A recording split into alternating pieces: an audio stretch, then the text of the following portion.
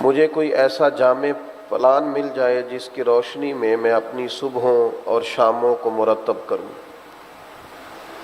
بہت سارے لوگ بہت ساری چیزیں بیان کرتے ہیں، لیکن بعض میری طرح کے کم پڑھے لکھے لوگ جو ہوتے ہیں وہ چاہتے ہیں کہ ہمیں مختصر سا کوئی دستور مل جائے، بہت زیادہ لمبے چوڑے فلسفے میں نہ الجھایا جائے، کچھ مختصر باتیں اگر ہمیں مل جائیں تو وہ ہمارے لیے فائدہ مند ہوں گی۔ نبی کریم صلی اللہ تعالیٰ علیہ وسلم کی عالی مرتبت بارگاہ میں بھی صحابہ میں سے بعض نے عرض کیا کہ یا رسول اللہ صلی اللہ تعالیٰ علیہ وسلم ایک بات ہمیں بتا دیں جس پر ہم زندگی گزار دیں۔ تو ہم نے بھی آج قرآن مجید کا ایک مقام جو ہماری صبحوں اور شاموں کو مرتب کرتا ہے، جو ہمارے دن اور رات میں ہمارا ذوق کیا ہونا چاہیے، طرز زندگی کیا ہونا چاہیے، دوسروں کے ساتھ تعلق کس طرح کا ہونا چاہیے، اسے بیان کرتا ہے۔ سورہ فرقان میں سے میں نے وہ آیات پڑھی۔ سب سے پہلے تو مسلمان کا، اللہ کے بندے کا دن کس طرح کا ہونا چاہیے، اسے اپنے اوقات کیسے گزارنے چاہیے۔ تو اللہ کریم نے قرآن مجید میں فرمایا وَعِبَادُ الرَّحْمَٰنِ الَّذِينَ يَمْشُونَ عَلَى الْأَرْضِ هَوْنًا، فرمایا جو رحمان کے بندے ہیں وہ زمین پر آہستگی سے چلتے ہیں۔ ان کا زندگی گزارنے کا طریقہ یہ ہے کہ ان کا انداز نہایت وزادار ہے، وہ بڑے دھیمے ہیں، بردبار ہیں، تحمل ہے، ٹھہراؤ ہے طبیعت میں، وہ زمین پر عاجزی کے ساتھ چلتے ہیں۔ وَإِذَا خَاطَبَهُمُ الْجَاهِلُونَ قَالُوا سَلَامًا، اور اگر جاہل ان سے مخاطب ہوتے ہیں، معنی یہ ہے کہ اگر جاہل انہیں کسی بات میں الجھانا چاہتے ہیں، بحث کرنا چاہتے ہیں تو قالوا سلاما، وہ کہتے ہیں بس سلام ہے، گویا وہ انہیں سلام کر کے گزر جاتے ہیں، اپنی زندگی میں جہلا سے الجھاؤ پیدا نہیں کرتے، زیادہ ان کی ابحاث نہیں ہوتی، زیادہ لوگوں سے الجھتے نہیں، ایک چلتے زمین پر آہستگی کے ساتھ ہیں۔ دوسرا، زندگی میں الجھاؤ نہیں پیدا کرتے، ہر جگہ جھگڑے نہیں کھڑے کرتے، یہ ان کا دن ہے، یہ ان کا دن گزارنے کا طریقہ ہے۔ اور ان کی رات کیسی ہے؟ وَالَّذِينَ يَبِيتُونَ لِرَبِّهِمْ سُجَّدًا وَقِيَامًا، وہ راتیں گزار دیتے ہیں اپنے رب کی بارگاہ میں سجدے کرتے ہوئے اور قیام کرتے ہوئے۔ ان کا دن اس طرح کا ہے کہ وہ زمین پر آہستگی سے چلتے، ان کا چلنا نہایت پروقار ہے، ان کی زندگی میں کسی قسم کا بھی انتشار دکھائی نہیں دیتا، الجھے ہوئے، بکھرے ہوئے اور بے یقینی کی گفتگو کرتے ہوئے اور وسوسوں کے غلبوں میں وہ لوگ وقت نہیں گزارتے، بلکہ وہ آہستگی سے۔ یہ جو تین چیزیں ایسی ہوتی ہیں، بعض نے 2 لکھی ہیں، بعض دانشوروں نے، مفسرین نے 3 بھی لکھی ہیں، 3 چیزیں انسان کی زندگی کے اندر بردباری پیدا کرتی ہیں۔ ایک، اگر وہ علم رکھتا ہو بہت بردبار ہوتا ہے۔ علم جو ہوتا ہے یہ انسان کو بااعتماد کر دیتا ہے، جس کے پاس معلومات ہوتی ہیں وہ آدمی بردبار ہو جاتا ہے۔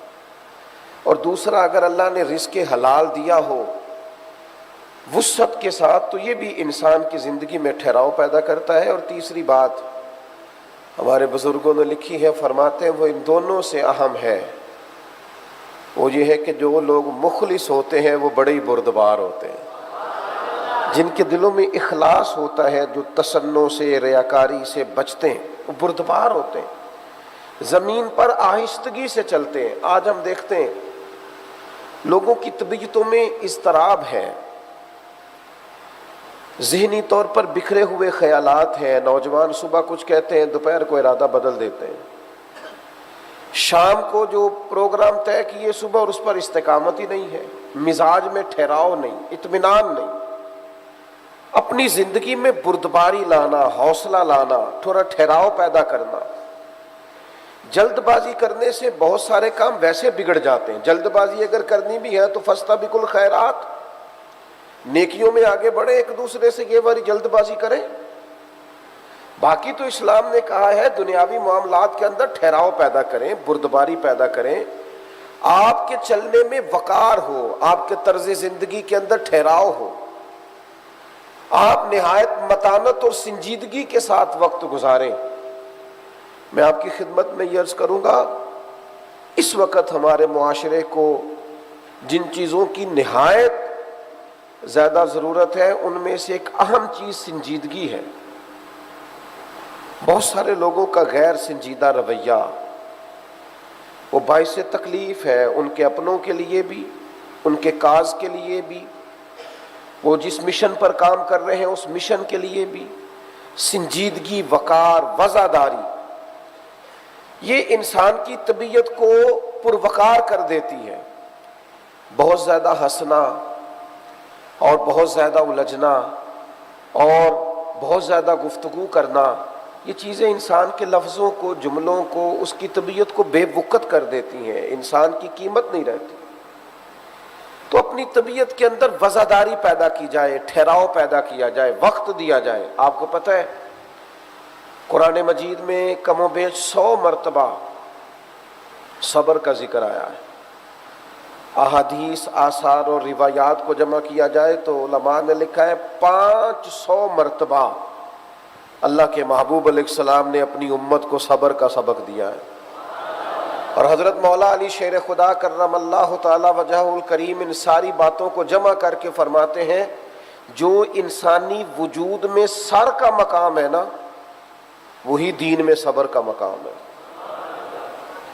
صبر کا مطلب یہ ہوتا ہے کہ آپ کے اندر خوش تدبیری آئے، آپ اچھی منصوبہ بندی کے ساتھ آگے بڑھیں، آپ کے اندر حوصلہ ہو، آپ کسی چیز کے اندر بھی بڑی جلدی الجھ نہ جائے.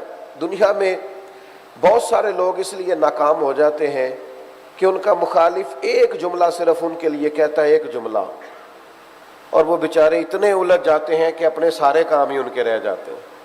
اس ایک بات کو لے کر وہ بیچارے اتنے زیادہ پریشان ہو جاتے ہیں، اتنے جذباتی ہو جاتے ہیں کہ سارے دن کی پریشانی اوڑھ لیتے ہیں، کئی کئی ہفتے اسی بات کو سوچتے رہتے ہیں. تو لوگ تو آپ کی کمزوری ڈھونڈ لیں گے، بس وہ ایک بات کر دی، آپ الجھ گئے اور آپ کا مخالف تو آگے نکل گیا. اپنی زندگی میں صبر پیدا کریں، حوصلہ پیدا کریں، خوش تدبیری پیدا کریں.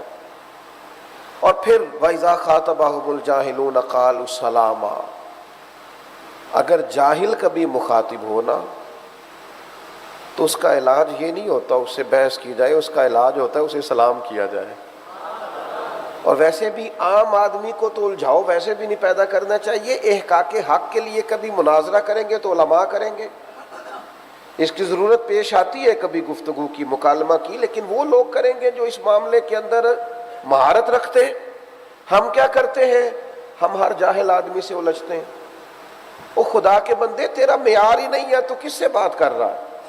وہ درویشوں نے ایک بات لکھی ہے کہ ایک دفعہ گھوڑے اور گدھے کی بحث ہو گئی تھی.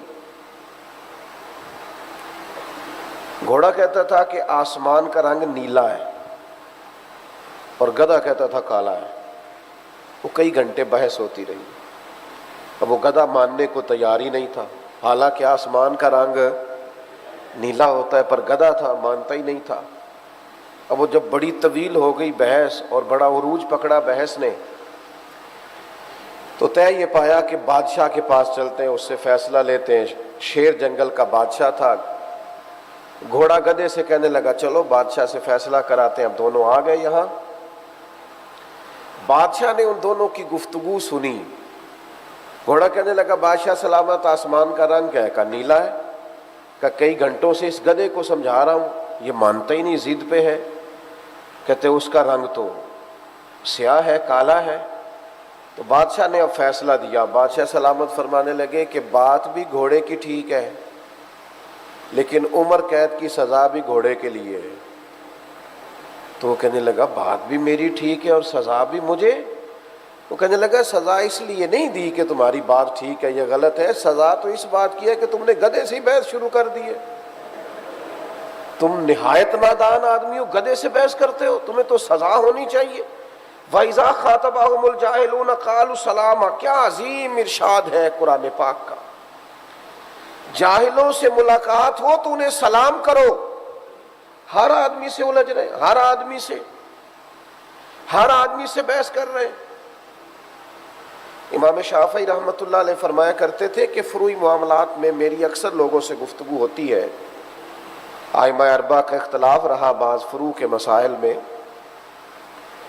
فرماتے جب میری کسی عالم سے گفتگو ہوئی ہے نا تو کبھی وہ جیت گئے کبھی میں جیت گیا، لیکن جب بھی میری کسی جاہل سے گفتگو ہوئی ہے جاہل ہی جیتا ہے ہمیشہ۔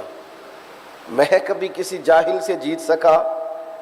میں آپ سے خدمت میں ادب سے ایک بات عرض کروں گا، نہایت احترام سے مجھے بتائیے، بہت سارے لوگ یہ سمجھتے ہیں نا کہ گھر میں جو خاتون خانہ ہے وہ بیچاری مرد کے برابر شعور نہیں رکھتی، نرم ہے، کم حوصلہ ہے، اس کی طبیعت میں جلد بازی ہے۔ یہ سارے سمجھتے ہیں نا کہ خواتین میں اتنا حوصلہ اللہ کی تقسیم ہے، مرد کو زیادہ دیا ہے، شعور زیادہ دیا ہے۔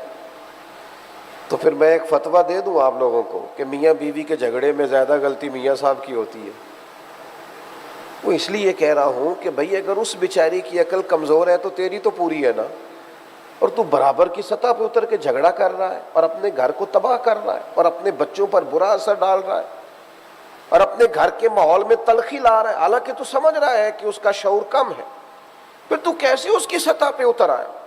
تجھے درگزر کرنا چاہیے تھا، محبت کرنی چاہیے تھی، تیری ذمہ داری زیادہ تھی۔ اپنی زندگی ہم نے اتنا الجھاؤ پیدا کر لیا ہے، ہر بات پہ جھگڑا ہے، ہر بات پہ آزمائش ہے۔ اور میں ڈھیر سارے ایسے دوستوں کو جانتا ہوں جو بیچارے پہلے جھگڑا کر لیتے ہیں، پھر خود پریشان ہوتے ہیں، بعد میں ان کو خیال ہوتا ہے یار میں نے فلاں آدمی سے سخت بات کر دی ہے، مجھے کرنی نہیں چاہیے تھی۔ اچھے دل کے لوگ ہیں، لیکن اگر وہ قبل از وقت ہی سمجھ لیں کہ ہم نے جھگڑے نہیں کرنے۔ اور پھر ایک اور بات بھی آپ سے عرض کروں، جب انسان سمجھتا ہے نا مجھے جھگڑے نہیں کرنے، پھر اس میں عاجزی بھی آتی ہے۔ زیادہ لڑائیاں وہ لوگ کرتے ہیں جو اپنے آپ کو حرف آخر جانتے ہیں۔ ہم اس قدر زیادہ انا کا شکار ہو جاتے ہیں، بعض اوقات کے باپ کے سامنے بھی بحث کر رہے ہوتے ہیں، اپنے استاد کے سامنے بھی بحث کر رہے ہو، اپنے بزرگوں کے سامنے بھی ہم معاذ اللہ اونچی آواز میں بات کر رہے ہو۔ خدا کے بندو، بحث نہیں، الجھاؤ نہیں، جھگڑا نہیں۔ اور یار پھر یہ کہ اگر کوئی مجھے بات کر بھی دے گا تو میں کیا ہوں؟ اگر مجھ پر کوئی تنقید کر بھی دے گا تو میری کیا حیثیت ہے؟ اگر کسی نے کوئی بات کر بھی لی تو پھر کیا ہوا؟ کیا ہے بھلا؟ ہم کیا اپنے آپ کو سمجھ لیا ہے؟ ہم انسان ہیں، اللہ کے بندے ہیں، کمزوریاں رکھتے ہیں، اور ہمیں پتہ ہے کہ ہمارے اندر کمزوریاں ہیں۔ پھر یہ کہ کوئی شخص بات کرتا ہے تو اس پر اس قدر زیادہ جھگڑا، اس قدر زیادہ الجھاؤ۔ اگر کوئی ذات پر بات کرے، ذاتی بات کرے تو میرے عزیز مزاج میں درگزر پیدا کرے۔ کیا خوبصورت فرمان ہے سیدہ طیبہ طاہرہ حضرت عائشہ صدیقہ کا، فرماتی ہے قربان جاؤں میرے کریم نبی صلی اللہ تعالی علیہ وسلم نے اپنی ذات کے لیے کبھی کسی سے بدلہ لیا ہی نہیں۔ حضور نے اپنے دست مبارک سے کبھی کسی غلام کو، کبھی کسی عورت کو مارا ہی نہیں۔ سرکار درگزر کرتے، ہاں حدود اللہ پامال ہوتی تو حضور جلال فرماتے۔ میرے عزیزوں اتنا الجھاؤ زندگی میں پیدا، مجھے فلاں نے بات کر دی، اچھا پھر بات کی حقیقت کا بھی نہیں پتا اس نے کیا کہ نہیں۔ وہ دو آدمی جو کونے میں کھڑے ہیں میرے خلاف بات کر رہے ہیں، او خدا کے بندے تو اتنا اہم آدمی نہیں ہے، وہ بیچارے کوئی اور بات کر رہے ہیں۔ لوگوں کو تیرے علاوہ بھی کافی مصروفیت ہے، یہ تجھے غلط فہمی ہو گئی ہے کہ سب تجھے ڈسکس کرتے ہیں۔ تو وہ گھر میں کونے میں دو لوگ بیٹھ کے بات کر رہے ہیں، وہ تیری نہیں کر رہے، کوئی اپنی بات کر رہے ہیں۔ اس قدر زیادہ الجھاؤ پیدا کر لینا زندگی میں، تھوڑا سا تو درگزر ہو، تھوڑا سا تو انسان کے اندر بے نیازی ہو، تھوڑا سا تو اسے معاف کرنا ہے۔ ہر جگہ الجھاؤ ہے، ہر جگہ بحث ہے، ہر جگہ یہ معاملہ ہو رہا ہے۔ آپ دیکھیے نا، ایک شخص نے آ کے حضور کی بارگاہ میں کہا، مشکات میں موجود ہے، یا رسول اللہ معاذ اللہ ثم معاذ اللہ نقل کفر کفر نہ باشد۔ وہ کفار تو نام بگاڑ کر بات کرتے ہیں۔ تو کریم فرمانے لگے، وہ پتہ نہیں کس کو برا بھلا کہتے ہیں، مجھے تو اللہ نے محمد بنا کے بھیجا ہے۔ صلی اللہ تعالی علیہ وسلم. اور محمد تو وہ ہوتا ہے جس کی تعریفیں کی جائیں. بلغ الغلا بکمالہ کشف الدجا بجمالہ حسنت جمیع خصالہ صلو علیہ وآلہ.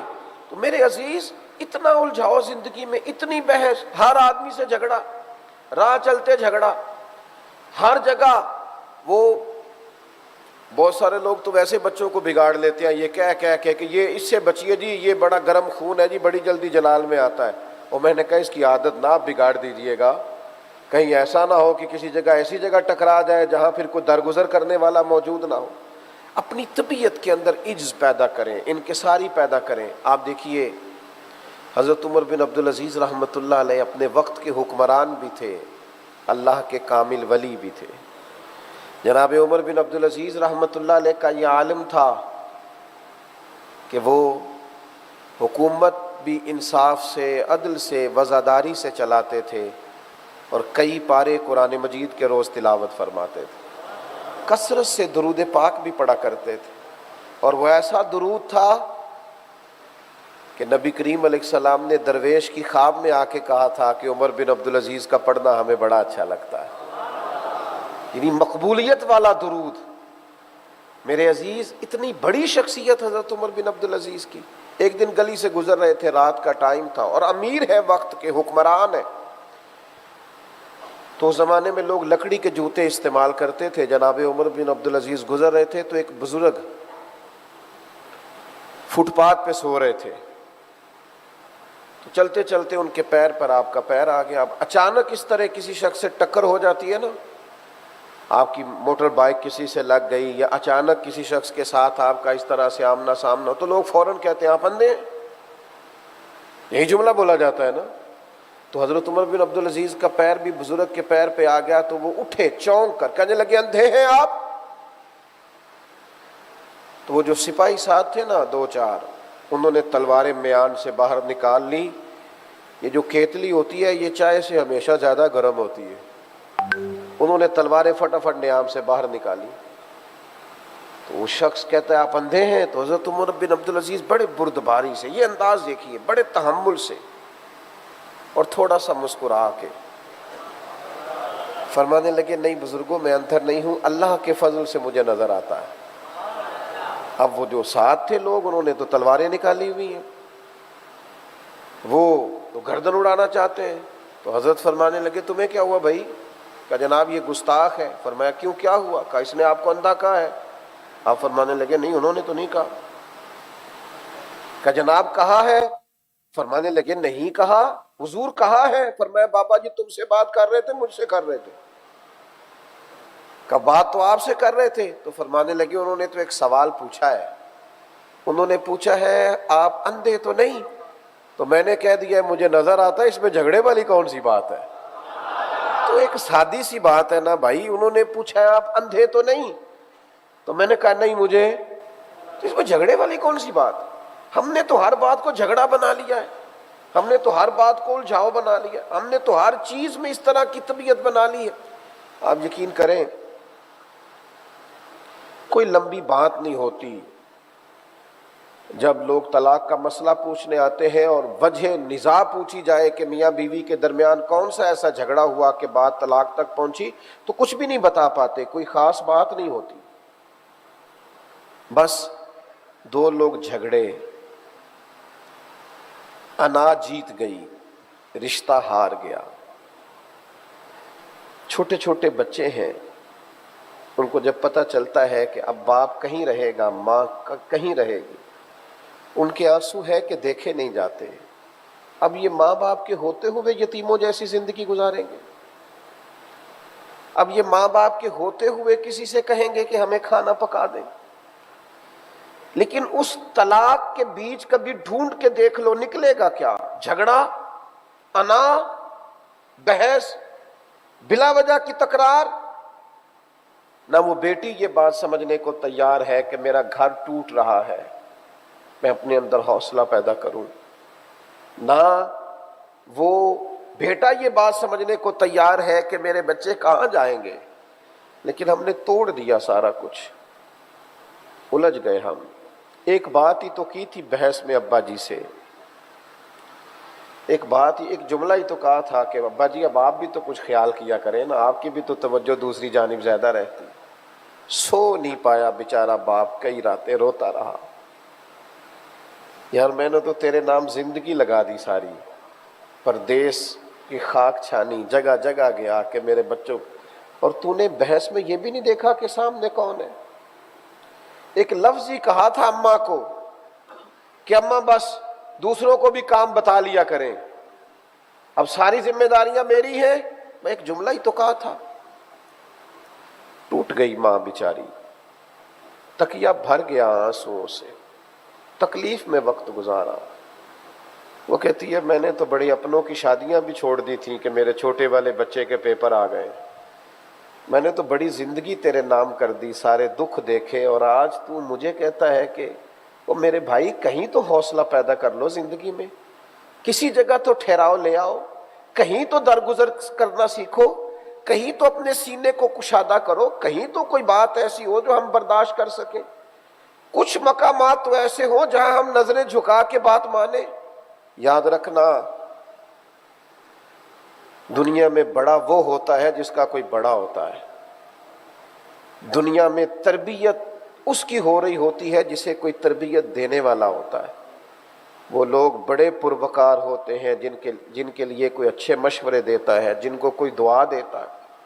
میرے عزیز الجھاؤ نہیں، ہر جگہ نہیں، کہیں تو جھگڑے سے بچیں، کہیں تو اپنی طبیعت کے اندر درگزر پیدا کریں۔ دیکھیں مال غنیمت کا ایک اونٹ گم ہو گیا تھا، حضرت فاروق اعظم رضی اللہ تعالیٰ عنہ اس کی تلاش میں نکلے ہوئے ہیں، ادھر ادھر گھوم رہے ہیں۔ ایک شخص نے کہہ دیا اب کون عمر، 24 لاکھ مربع میل پہ جو حکومت ہے وہ تو اپنی جگہ، لیکن عمر وہ ہے کہ محبوب کریم فرماتے ہیں عمر کی زبان پر اللہ نے حق جاری فرما دیا ہے۔ حضور علیہ الصلوۃ والسلام فرماتے ہیں اسے گویا عمر نے گمراہ کیا ہونا ہے، سرکار فرماتے ہیں جدھر سے عمر گزرے شیطان رستہ ہی بدل جاتا ہے، ان کے پاس تو خیر ہی آتی ہے، خیر، یہ معاذ اللہ کیسے کسی اور راستے جائیں گے، شیطان تو وہ راہ چھوڑ جاتا ہے جہاں سے جناب عمر گزرے۔ اتنا بڑا آدمی،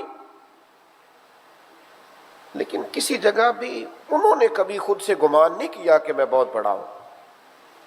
ہم تو خود بخود اپنی شان بنا لیتے ہیں نا، میں بھی کچھ ہوتا ہوں، میری بھی کوئی عظمت ہے، ماں جناب کی بھی بڑی شان ہے، خود بخود ہی کسی نے کسی زاویے سے ہم نے کہیں نہ کہیں اپنے آپ کو کچھ نہ کچھ بنا کے پیش کر دیا۔ حضرت عمر مال غنیمت کا اونٹ تلاش کر رہے ہیں، تو کیا انداز زندگی ہے۔ کسی نے کہا جناب کسی خادم سے کہہ دیتے، کسی غلام سے فرما دیتے، تو بات سن کے جناب عمر رک گئے، 2-3 ٹھنڈی آہیں بھری اور فرمانے لگے مجھ سے بڑھ کر غلام کون ہے، میں بھی تو غلام ہی ہوں، میں بھی تو اللہ کا عاجز بندہ ہوں، رسول رحمت علیہ السلام کا غلام ہوں۔ تو وَإِذَا خَاطَبَهُمُ الْجَاهِلُونَ قَالُوا سَلَامًا، جب کوئی ایسا شخص مخاطب ہوتا ہے تو یہ سلام کر کے گزر جاتے ہیں۔ ایک تو عاجزی سے چلتے ہیں، انکساری سے چلتے ہیں، آہستگی سے چلتے ہیں، وزاداری سے چلتے ہیں، اور دوسرا الجھاؤ نہیں، جھگڑا نہیں۔ نبی پاک علیہ الصلوۃ والسلام نے فرمایا جو حق پر ہونے کے باوجود جھگڑا چھوڑ دے، جھگڑا، میں اسے جنت کے کناروں کی ضمانت دیتا ہوں، ضمانت دیتا ہوں اسے جنت کے کناروں۔ کہیں تو میرے عزیز جھگڑا چھوڑیں۔ اور پھر تیسری بات، یہ تو ان کا دن ہے، اپنے دن کو اس طرح مرتب کرنا ہے، کم از کم یہ 10 دن تو پریکٹس کریں، یہ تو خیال کریں کہ ہم روزے سے ہیں اور طاق راتیں، اور پھر رات کیسی ہو۔ وَالَّذِينَ يَبِيتُونَ لِرَبِّهِمْ سُجَّدًا وَقِيَامًا، فرمایا وہ راتیں گزار دیتے ہیں اپنے رب کی بارگاہ میں سجدہ کرتے ہوئے اور قیام کرتے ہوئے۔ ویسے اسلام رہبانیت کی بات نہیں کرتا، منع کرتا ہے۔ نبی پاک علیہ السلام نے بھی یہی درس دیا کہ تمہاری آنکھ کا بھی تم پر حق ہے، تمہارے جسم کا بھی تم پر حق ہے، تمہارے گھر والوں کا بھی تم پر حق ہے۔ لیکن میرے عزیز چلے کبھی تو کوئی رات ایسی آئے کہ جب انسان کہے کہ بڑی راتیں تھیں جو دوستوں کے ساتھ گزار لی، سیر میں گزار لی، فلاں جگہ گزار لی، فلاں جگہ آتے جاتے گزر گئیں، کوئی رات تو ہو جو خالص اللہ رسول کی بارگاہ میں گزر جائے۔ اور اگر اللہ تعالیٰ مہربانی فرمائے تو انسان تنہا ہو، اس کے پاس اس کا مصلی ہو، سجدوں کا ذوق ہو، مجھے سوز دے، مجھے ساز دے، مجھے نیم شب کا نیاز دے، اور دم سجدہ میں خود کو ہی توڑ دوں، مجھے ایسا ذوق نماز دے۔ انسان کی پوری طبیعت لگ جائے۔ یہ جو سجدہ ہوتا ہے نا، عبادت ہوتی ہے، یہ بندے کو طاقتور کرتی ہے۔ آپ جیسے ہی اللہ اکبر کہہ کے رب کی بارگاہ میں کھڑے ہو جاتے ہیں، آپ کو کچھ ایسی روحانیت نصیب ہوتی ہے کہ ذہن، طبیعت، روح، آنکھیں، دل مضبوط ہونا شروع ہو جاتا ہے۔ اور جب آپ سجدے کی کیفیت میں جاتے ہیں، پھر تو گویا پوری عاجزی کرتے ہیں رب کی بارگاہ میں کہ مالک میں نے پیشانی بھی رکھ دی تیرے حضور، جھکا دیا میں نے اپنے آپ کو، تو عظمتوں والا ہے، میں تیرا عاجز بنتا ہوں۔ میرے بھائی، یہ جو عبادات ہوتی ہے، یہ جو انسان اللہ کی بارگاہ میں جاتا ہے، لیکن شرط یہ ہے کہ وہ جائے ذرا توجہ کے ساتھ۔ میں دوستوں سے کہا کرتا ہوں کہ نماز میں موبائل سائلنٹ نہیں کریں، بند کریں، کیونکہ یہ جو سائلنٹ ہوتا ہے یہ بھی توجہ تقسیم کرتا ہے۔ اس کو چھوڑ دیں، یا تو نماز کے لیے آئیں تو کچھ دیر کے لیے گھر چھوڑ دیں، گاڑی میں چھوڑ دیں، یا کم از کم جیب میں ہو تو بند کر کے اس کو آپ نماز ادا کریں۔ ورنہ یہ اگر سائلنٹ بھی ہوگا تو پھر بھی یہ حرکت کرے گا تو اس سے بھی خلل پیدا ہوگا۔ نماز اگر آپ ذوق سے پڑھیں، شوق سے پڑھیں، آپ کی توجہ ہو، اور پھر اللہ کی بارگاہ میں سجدہ ریز ہو انسان، تو میرے عزیز، وہ جو کہتا ہے نا میں بڑا بے چین رہتا ہوں اور پتہ نہیں کیا ہے، ساری نعمتیں ہونے کے باوجود مجھے سکون حاصل نہیں ہوتا، تو یہ ذرا جم کے سجدے کر کے دیکھے، یہ ذرا بھول کے لوگوں کو اپنے مالک کے حضور حاضری دے کے دیکھے۔ آپ دیکھیے نا، نبی کریم صلی اللہ تعالیٰ علیہ وسلم 5 نمازوں کی امامت فرماتے، اور مصروف ترین اوقات نبی کریم کے، یعنی اللہ کے محبوب علیہ السلام نے 23 سالوں کے اندر انقلاب برپا کر دیا پوری دنیا میں، مصروف ترین اوقات، اور پھر حضور جتنا بھی کام کر رہے ہوتے تھے نا، وہ سارا دین کا ہی تو کام تھا۔ ایک ایک لمحہ رسول پاک کا اللہ کی رضا کے لیے گزرتا، لیکن اس کے باوجود جب ساری دنیا سو جاتی تو سیدہ عائشہ صدیقہ فرماتی ہیں میں نے دیکھا کہ اللہ کے رسول مصلی بچھا لیتے، اور پھر ایک آیت حضور پڑھ رہے ہیں اور ساری رات ہی گزر گئی ہے، ساری رات۔ یہ صحیح مسلم میں آپ کو حدیث ملے گی، فرماتی ہیں صبح میں عرض کرتی یا رسول اللہ صلی اللہ تعالی علیہ وسلم، آپ کے صدقے اللہ اگلوں پچھلوں کو معاف فرمائے گا، آپ اللہ کے محبوب ہیں، اتنی مشقت 2 رکعتوں میں ساری رات گزار دی۔ وہ حبیب فرمانے لگے عائشہ، آپ نے کہا ہے نا اللہ کے مجھ پر بڑے انعامات ہیں، تو پھر بتائیے میں اپنے رب کا شکر گزار بندہ نہ بنوں؟ یہ میرے سجدے، یہ میری عبادتیں، یہ میرا قیام تو سجدہ شکر کے لیے ہے، اس کی بارگاہ کی طرف رجوع کرتا ہوں شکر کے لیے۔ میرے عزیزو، دنیا میں سب سے طاقتور وہ شخص ہوتا ہے جس کا مصلی آباد ہوتا ہے، اسے اللہ سے خیر مانگنی آتی، اللہ سے مدد مانگنی آتی۔ آپ دیکھیے، سورج چاند کو گرہن ہوتا تھا تو حضور نماز پڑھتے تھے، بارشیں نہیں ہوتی تھی تو نماز پڑھتے تھے، کہیں کو مشکل آ جاتی تو حضور نماز پڑھتے، حتیٰ کہ جنگوں میں حضرت سیدنا صدیق اکبر رضی اللہ تعالیٰ عنہ ارشاد فرماتے ہیں کہ حضور نے بدر کے دن صفیں سیدھی کرائیں، اپنی اپنی جگہ پہ لوگوں کو تعینات فرمایا، اور کفر کا حال یہ تھا کہ وہ اونٹ ذبح کرتے رہے، گوشت بھون بھون کے کھاتے رہے، اور اللہ کے پیارے حبیب نے ساری رات مصلی پہ گزار دی، حضور سجدے کرتے رہے، اللہ کی مدد کو پکارتے رہے۔ میرے عزیز، جس شخص کو چند گھڑیاں مصلی پہ بیٹھنا آتا ہے، وہ اپنے مالک کے حضور اپنے حصے کی رحمت مانگنے کا سلیقہ رکھتا ہے۔ جس کو رات کو، اگرچہ جو نماز جس وقت فرض کی گئی ہے اسی وقت ہی پڑھنا افضل ہے، لیکن نوافل کے بارے میں ہمارے علماء نے لکھا ہے یہ رات کو پڑھنے افضل ہے۔ آپ دیکھیے، بالکل ساتھ گھر تھا نبی کریم علیہ السلام، لیکن سیدہ عائشہ صدیقہ فرماتی ہے حضور گھر میں نماز پڑھتے ہیں، دروازہ مسجد شریف میں کھلتا ہے. کچھ تنہائی کی عبادت، یہ اجتماعات کی عبادت بہت اعلیٰ ہے، لیکن اگر کچھ وقت ملے کہ انسان تنہا بیٹھے اللہ کے حضور، حاضری دے، روئے، جو لوگوں سے دکھ کہتے ہو، دنیا داروں کو بتاتے ہو، کمزور ہوتے ہو، اور پھر اپنا راز کھول کے اپنی عزت میں بھی کمزوری محسوس کرتے ہو، اگر وہ ساری باتیں اپنے رب سے کی جائے، اللہ کے حضور کی جائے. میں ایک دفعہ ایک ڈاکٹر صاحب ہمارے دوست ہیں، ان کے پاس بیٹھا تھا، تو وہ دوائی دے رہے تھے ایک صاحب کو، اور ساتھ کہہ رہے تھے آپ ناراض نہ ہوئیے گا، اصل بات یہ ہے کہ دوا تو میں آپ کو دے رہا ہوں، نسخہ لکھ کے دے رہا ہوں، کھائیے، لیکن آپ کے ذہن میں نا کچھ پریشانیاں ہیں، ان کو نکال دیں. آپ اپنے دل سے وہ ساری ٹینشنیں اتار دیں تو یہ ٹھیک ہو جائے گی، ذہنی طور پر بھی آپ کا فریش ہونا بہت ضروری ہے.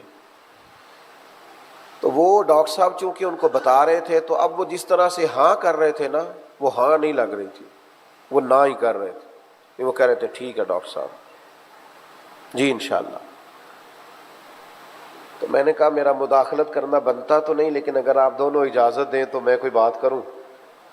انہوں نے کہا ٹھیک ہے کر لیجئے. تو میں نے کہا ڈاکٹر صاحب یہ دوست پریشان بھی بالکل ہیں، لیکن آپ سے یہ ہاں تو کر رہے ہیں ہلکی پھلکی دل رکھنے کو، لیکن یہ کہنا یہ چاہ رہے ہیں کہ کچھ دکھ انسان کے بڑے نجی اور ذاتی ہوتے ہیں، وہ کسی سے کہے نہیں جا سکتے. کچھ دکھڑے اتنے گہرے ہوتے ہیں کہ وہ تو انسان اپنے آپ سے بھی نہیں کہہ سکتا. وہ ایسی تکالیف ہوتی ہیں کہ ان کو زبان پر کیسے لائے، وہ درد بن جاتی، وہ کرب بن جاتی، وہ زندگی میں آزمائش بن جاتی ہے، وہ بھولنے کا نام نہیں لیتی. تو کہنے لگے پھر بتائیے کریں کیا؟ میں نے کہا حل ہے نا، رات کو تنہائی میں مصلی بچھائیں نا، 2 رکعت نفل پڑھیں نا، اور پھر دعا کے لیے ہاتھ اٹھائیں، پہلے اللہ کی حمد کریں، پھر اس کے کریم محبوب علیہ السلام کی بارگاہ میں درود و سلام عرض کریں، اور پھر دعائیں کرنی شروع کریں. جو کسی سے نہیں کہہ سکتے وہ اللہ رسول سے کہہ دیں، اور کھل کے کہہ دیں، راز بھی رکھا جائے گا، کرم بھی ہو جائے گا، رحمتیں بھی ہو جائیں گی. اور نبی کریم علیہ السلام نے فرمایا جو اللہ سے کثرت سے نہ مانگے رب اس سے ناراض ہو جاتا ہے، اور جو زیادہ مانگے اللہ اس سے راضی ہوتا ہے. خوب مانگے اپنے رب کی بارگاہ میں، خوب مانگے. میں آپ سے بھی عرض کروں گا، یہ طاق راتیں آ گئی ہیں، جو اپنے دوستوں کو بہترین تحفہ دینا چاہتے ہیں نا، وہ ان کے لیے دعائیں مانگیں. نبی کریم علیہ السلام نے فرمایا جو دعا کسی مسلمان کے لیے اس کی غیر موجودگی میں مانگی جاتی ہے وہ کبھی رد نہیں ہوتی. اور جب یہ سنیے گا اور یہ یاد رکھیے گا، حضور فرماتے ہیں جب تو اپنے بھائی کے لیے اس کی غیر موجودگی میں دعا کرتا ہے نا، پہلے تو یہ دیکھیے وہ بندہ مخلص کتنا ہوگا جو کسی کے لیے دعا مانگ رہا ہے اور غیر موجودگی میں مانگ رہا ہے اور بن بتائے مانگ رہا ہے. کسی کے سامنے آپ کہہ دیں تو ہو سکتا ہے خوشامد ہو جائے معاذ اللہ، کوئی ذاتی مقصد نکالنا ہو. فرمایا جب تو اپنے بھائی کی غیر موجودگی میں اس کے لیے دعا مانگتا ہے تو اللہ تبارک و تعالیٰ ایک فرشتے کو مقرر فرماتا ہے جو تیرے سرانے کھڑا ہوتا ہے اور کہتا ہے یا اللہ یہ جو اپنے بھائی کے لیے مانگ رہا ہے وہ اسے بھی عطا فرما. اور اس کی دعا پہ کہتا ہے ہاں ہاں تجھے بھی اس کی مثل ہی ملے. یعنی یہ بھائی کے لیے دعا مانگ رہا ہے، فرشتہ اس کے لیے مانگ رہا ہے. تو سعادت دیکھیے کتنی بڑی ہے. تو دعاؤں کا تعلق بنایا جائے نا. کچھ لوگ آج کہتے ہیں دعا سے کیا ہوتا ہے. بھئی یہ بات ٹھیک ہے کہ عملی کام کرنا بڑا ضروری ہے، پر اگر دعا ہو جائے نا دعا، تو دعا مومن کا ہتھیار ہے. دعا سے یہ ہوتا ہے کہ رات کو اگر مدینے والے محبوب دعا مانگے تو صبح اللہ حضرت عمر کو مسلمان کر کے اسلام کو قوت عطا فرما دیتا ہے. دعا تو انقلاب برپا کر دیتی ہے. دعا اگر آپ کی طبیعت میں لگ جائے اور اگر آپ کو اللہ سے مانگنا آ جائے، آپ بھول جائیں گے لوگوں کو، آپ بھول جائیں گے دنیا داروں کو، آپ بھول جائیں گے مالداروں کو، آپ بھول جائیں گے طاقتور لوگوں کو. شرط یہ ہے کہ رب سے مانگنا ہے، اللہ کو منانا ہے. اس کے حضور حاضری دینا ہے، یہ دعائیں اپنی طبیعت کا حصہ بنائیں یار۔ اللہ کی بارگاہ میں عرض کرنا، آپ مجھے بتائیے کتنی بڑی گارنٹی دی ہے نبی پاک نے۔ حضور نے فرمایا ماں اور باپ اولاد کے لیے جو بھی مانگیں گے خدا اپنے فضل سے عطا فرمائے گا۔ اتنی بڑی گارنٹی، جو مانگو گے تم اولاد کے لیے تمہیں دیا جائے گا۔ تو میرے عزیز پھر اپنے بچوں کے لیے دعا مانگے نا، اور بچوں سے بھی کہوں گا آپ بزرگوں سے بھی دعائیں کرائیں، ضرور کرائیں، پر اگر ابھی ماں باپ سے کبھی دعا کرائیں نا، آپ کبھی بیٹھے نا چند گھڑیاں ابا کے پاس اور کہیں میں مشکل میں ہوں دعا کر دیں، ہلکا سے ابھی آپ کہہ کے جائیں گے تو وہ تو حد کر دیں گے تیرے لیے دعائیں مانگنے والی۔ آپ کہیں نا، وہ بابا بلے شاہ صاحب نے کہا تھا، پنجابی میں کہا تھا، چلو جن دوستوں کو سمجھ آ گئی ٹھیک ہے، جن کو نہ بھی آئی لطف ان کو بھی آئے گا۔ بابا صاحب نے کہا تھا تم ادھر ادھر بھاگتے ہو، تمہارے گھر میں بھی تو کوئی بیٹھا ہے نا، اس سے بھی تو دعا کراؤ نا۔ فرمانے لگے بلے شاہ آسمانی اڈدیاں پھڑنا ہے، جیڑا گھر بیٹھا انہوں پھڑیا ہی نہیں، جو تیرے گھر میں موجود ہے اس پر بھی تو توجہ کرنا یار، اس سے بھی تو دعا کرانا۔ میرے عزیز دعائیں اور دعاؤں کا رشتہ، آپ کے سجدے میں لذت ہو، آپ کے قیام میں ذائقہ ہو، آپ اتحیات میں بیٹھیں تو امام غزالی فرماتے ہیں میں تو جب کہتا ہوں نا السلام علیکہ ایھا النبی، تو میں تو یوں سمجھتا ہوں میرے رسول میرے سامنے موجود ہے۔ نبی کریم علیہ السلام کی بارگاہ میں سلام کریں، اور پھر جب آپ تکمیل نماز کریں، پھر جب آپ دعا کے لیے ہاتھ اٹھائیں، تو میرے بھائی جو اللہ نے ہمیں نصیب دیا ہے اپنے فضل سے کہ رات بھی رمضان کی ملے اور آخری عشرے کی ملے اور طاق ملے، اور پھر اللہ ہمت دے، صحت دے اور مسجد آنے کا موقع عطا کرے، تو پھر ای سعادت بزور بازو نے ستانہ بخشندہ خدائے بخشند، تو یہ تو بہت بڑی سعادت ہے، یہ تو بہت بڑی نعمت ہے۔ اگر اللہ کسی کو عطا کرے تو عبادت کا ذوق بنائے، دعا کا، اور اپنی اولاد کو بھی، اپنے بچوں کو بھی، آنے والی نسل کو بھی، ان کو بھی تھوڑا سا پابند کریں۔ آپ دیکھیے سیدہ طیبہ طاہرہ حضرت فاطمہ الزہرا رضی اللہ تعالی عنہا، وہ تو بڑی عبادت گزار تھیں، بچپن سے ہی اللہ تعالیٰ نے انہیں بڑا نوازا ہے، لیکن آپ فرماتی ہیں سحری کا وقت تھا، اللہ کے محبوب علیہ السلام گزرے، اور پھر حضور نے، میں سو رہی تھی، سلام فرمایا اور مجھے پیر سے پکڑ کے محبوب نے ہلایا، سحری کا وقت تھا، فرمایا فاطمہ اٹھو، یہ اللہ کی بارگاہ سے رزق مانگنے کا وقت ہے۔ یہ ہماری تعلیم کے لیے محبوب نے فرمایا کہ اپنی اولادوں کو کیسے تربیت کرنی، فرمایا یہ وقت ہے اللہ سے رزق مانگنے کا، اللہ اس وقت اپنے بندوں کو رزق دیتا ہے، اٹھو اور اللہ سے رزق مانگو۔ سحری کے وقت، سحری کے وقت ہمارے ہاں بہت سارے لوگ اس وقت سوتے ہیں جو اٹھنے کا ٹائم ہوتا ہے، اس وقت نیند کی آغوش میں جاتے ہیں جب اللہ سے خیر مانگنے کے اوقات آئے۔ سحری کا وقت ہو، انسان بیدار ہو، اپنے رب سے مانگے اور خوب مانگے، اور اس کی بارگاہ کے اندر حاضری پیش کرے اور اللہ کی بارگاہ سے دعا مانگے۔ یہ مزاج ہمارا ہونا چاہیے، اپنی طبیعت کو اس طرف لانا چاہیے۔ آپ بہت زیادہ ڈپریشن سے، انزائٹی سے بچیں گے اگر دعاؤں کا تعلق قائم ہو جائے، اللہ کے حضور حاضری کا یہ لطف اگر نصیب ہونے لگے تو بہت ساری چیزوں سے انسان ویسے بچتا ہے۔ میں دیکھتا ہوں کہ ہمارے زمانے کے اندر ایک بہت بڑا طبقہ ہے جو بلا وجہ کی پریشانی کا شکار ہے، کوئی خاص ایسا مسئلہ نہیں ہے، لیکن ذہنی دباؤ اور الجھاؤ نہیں جاتا، طبیعت سے فکری انتشار دور نہیں ہوتا۔ اللہ سے مدد لینے کی ضرورت ہے، دروازہ رسول رحمت پر حاضری کی ضرورت ہے۔ اپنی طبیعت کو تھوڑا مائل کریں، تھوڑا عبادت کا ذوق بنائیں، کچھ درود و سلام کا ذائقہ بنائیں، تھوڑا سا کٹیں، تھوڑی تنہائی ہو، انسان اس کا مصلی تھوڑا آباد ہو، وہ اللہ کے حضور حاضر ہو۔ حضرت عبداللہ ابن عمر رضی اللہ تعالیٰ عنہ فرماتے ہیں مغرب کی نماز ہم نے پڑھی اور کچھ لوگ چلے گئے اور ہم لوگ بیٹھے رہے کہ چلو عشاء کی نماز پڑھ کے ہی جائیں گے۔ فرماتے ہیں تھوڑی دیر گزری تو اللہ کے حبیب تشریف لے آئے، حضور فرمانے لگے یہاں بیٹھے ہو؟ عرض کی حضور سوچا عشاء پڑھ کے جائیں گے۔ فرمایا تم یہاں بیٹھے ہو اور رب فرشتوں کے سامنے تم پر فخر فرما رہا، جو اس کی شان کے لائق ہے. یعنی عبادت کے لیے بیٹھنا، مسجد میں بیٹھ جانا، حاضری دینا اللہ کے گھر کی، اتنا بڑا کام ہے کہ اللہ تبارک و تعالیٰ فرشتوں کے سامنے اس شخص کا ذکر فرماتا ہے. اپنے دل کو تھوڑا سا لگایا جائے، دعا کا ذوق بنایا جائے، اپنے بچوں کی طبیعت اس طرف مائل کی جائے، اپنے دوستوں کو شوق دلایا جائے. اکٹھا کھانے کی بھی تو بھائی ہم دعوت دے ہی لیتے ہیں نا. اگر کہا جائے آؤ نا اکٹھے بیٹھے، چلو آج اکٹھے مسجد میں چلیں، اللہ کی بارگاہ میں حاضری دیں. یہ 3 چیزیں جو آپ کی خدمت میں عرض کی ہیں، بات ختم کرنے سے پہلے دہراتا ہوں. ایک تو طبیعت میں ٹھہراؤ لاؤ یار، تھوڑا حوصلہ لائیں. کبھی آپ کو ڈاکٹر یہ نہیں بتائے گا کہ یہ گولیاں لے جاؤ، سارا پتا آج ہی کھا لینا ٹھیک ہو جاؤ گے. کبھی نہیں کہے گا کہ یہ سیرپ دیا ہے ایک ہی دم پینا ٹھیک. وہ کہے گا ایک گولی صبح لینا اور ایک شام لینا. 1 چمچ سیرپ کا پینا، فاقہ نہ ہوا تو ہفتے کے بعد دوبارہ آنا. تھوڑا ٹھہراؤ پیدا کرنا، رکنا، آہستہ آہستہ چیزیں بہتر ہوتی. تو اپنی زندگی میں حلم لائیں، آہستگی پیدا کریں. اور دوسرا، الجھنا چھوڑ دیں، بحثیں بلا وجہ کی چھوڑ دیں.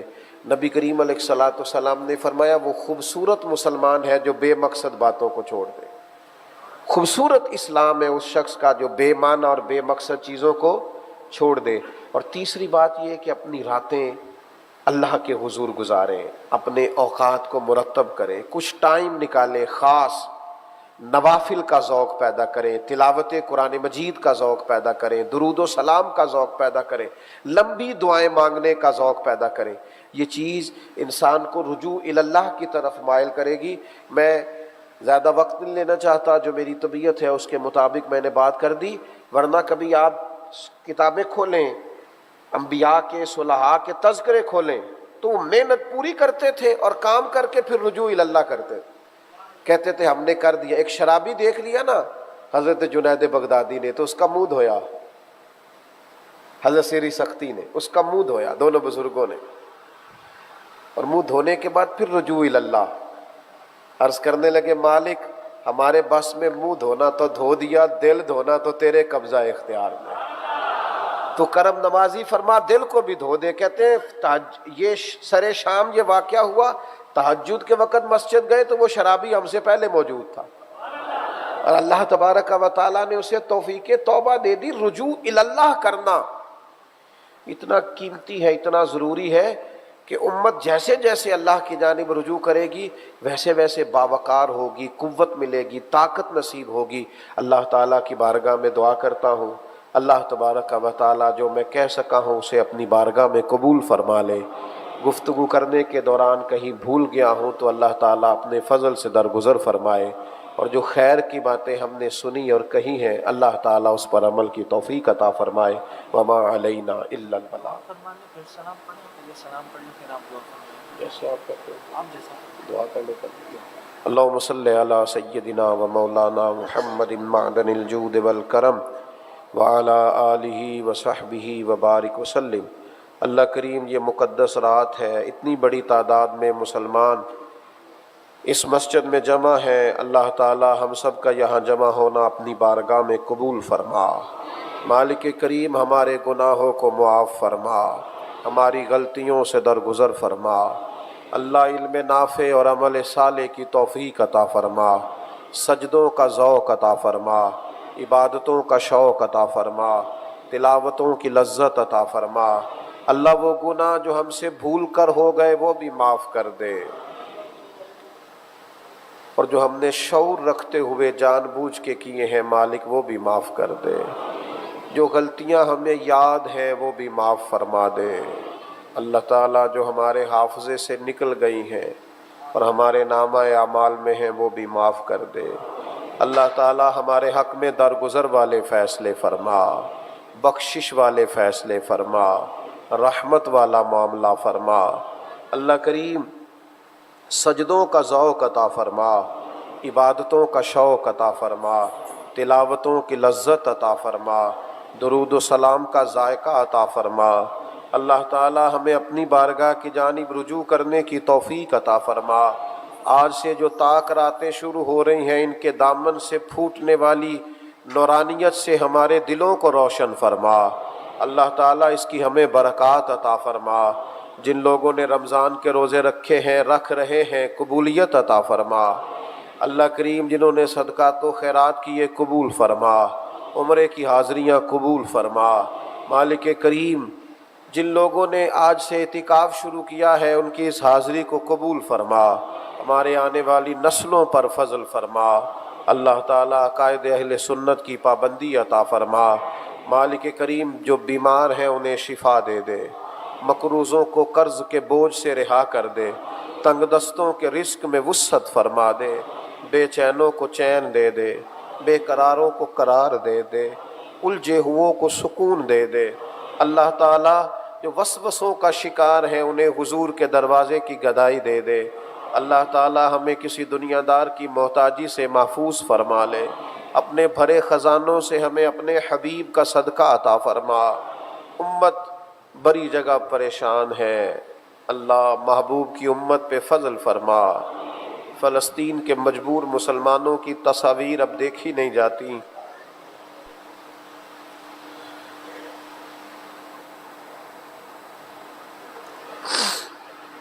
اللہ تعالیٰ ان کے حق میں فضل والے فیصلے فرما۔ ان بھٹکے ہوئے آہو کو پھر سوئے حرم لے چل، اس شہر کے خوگر کو پھر وسعت صحرا دے، تڑپنے پھڑکنے کی توفیق دے، دل مرتضیٰ سوز صدیق دے۔ ہم سو جائیں یا مصطفیٰ کہتے کہتے، کھلے آنکھ صلی علی کہتے کہتے۔ اللہ ہمارے حال پہ رحمت کی نظر فرما، رحمت کی نظر فرما، امت کو پھر سے عروج عطا فرما۔ مالک کریم ہمارے سجدوں میں ذوق پیدا فرما دے، اللہ صبر و شکر کی توفیق دے، کامل جد و جہد کی توفیق دے، قناعت کی توفیق دے، خودداری اور عزت نفس عطا فرما دے۔ اللہ دنیا ہو یا آخرت ہو ہماری پردہ پوشی فرما، ہماری پردہ پوشی فرما۔ اللہ تعالیٰ اپنی رحمت کے گہرے اور گھنے سائے ہمیں عطا فرما۔ اللہ محبوب کریم کے دروازے کی گدائی عطا فرما۔ اللہ جو ہمارے بزرگ والدین خیش و اقارب دنیا سے رخصت ہو گئے، رمضان کے مقدس مہینے کا صدقہ ان کی قبروں کو ٹھنڈا اور روشن فرما۔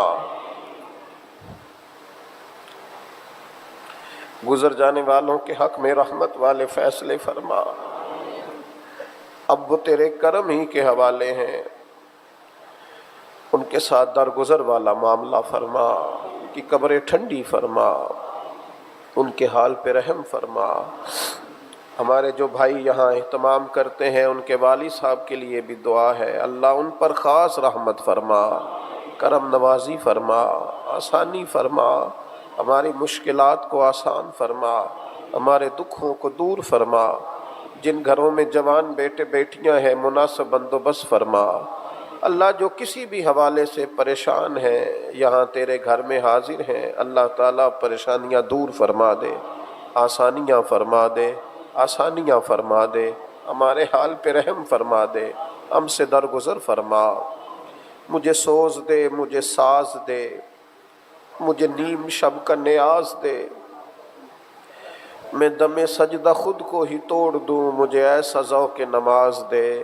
میں تیری بہار کا پھول ہوں، میں کھلا بھی ہوں تو تیرے لیے، مجھے میری شاخ سے توڑ لے، مجھے اپنی زلف کا ناز دے۔ اللہم انا نسألک العفو والعافیۃ فی الدین والدنیا والآخرہ۔ کچھ دوستوں نے اپنے بچوں کے لیے دعا کرنے کو کہا ہے، اللہ تعالیٰ سب کی اولادوں پہ فضل فرما، بچوں کو نیک اور صالح بنا دے، والدین کا فرما بردار بنا دے، علم و عمل والا بنا دے۔ اللہ تعالیٰ ہم جتنی آرزویں تیری بارگاہ میں کر سکے قبول فرما، جو نہیں مانگ سکے بن مانگے ہمارا مقدر فرما۔ رب اغفر وارحم وانت خیر الراحمین، وصلی اللہ تعالی علی حبیبہ سیدنا و مولانا محمد۔ میں آپ حضرات سے